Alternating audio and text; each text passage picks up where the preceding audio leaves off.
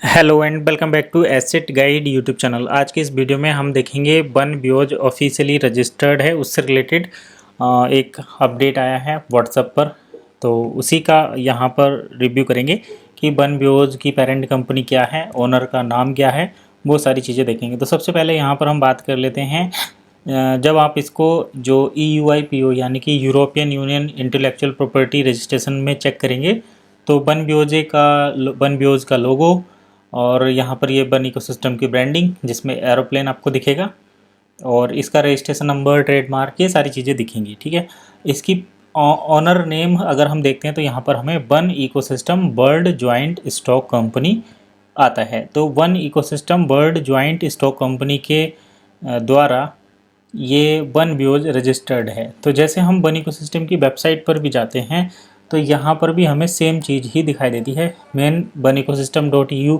Main website है, उसके अंदर जो प्रोडक्ट्स जाते हैं तो प्रोडक्ट में हमें बन बियोज यहाँ पर देखने को मिलता है। इस पर मैं क्लिक कर देता हूँ तो ये आ रहा, यहाँ पर अपकमिंग प्रोजेक्ट करके ये है।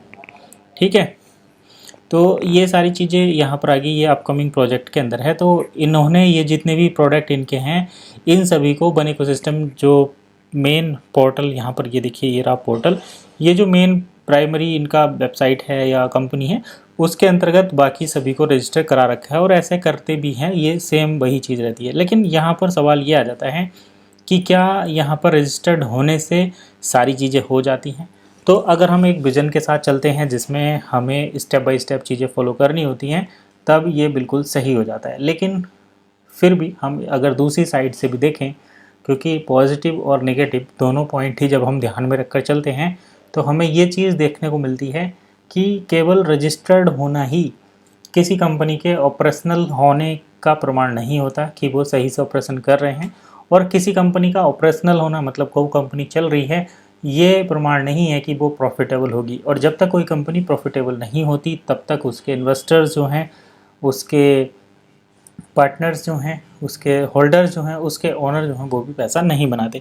तो ये सारी चीज़ें हमें यहाँ पर देखने को मिलती हैं। लेकिन सही बात यह है कि बन इकोसिस्टम रजिस्टर्ड है, उसको आप यूरोपियन यूनियन इंटेलेक्चुअल प्रॉपर्टी जो वेबसाइट है उस पर चेक कर सकते हैं।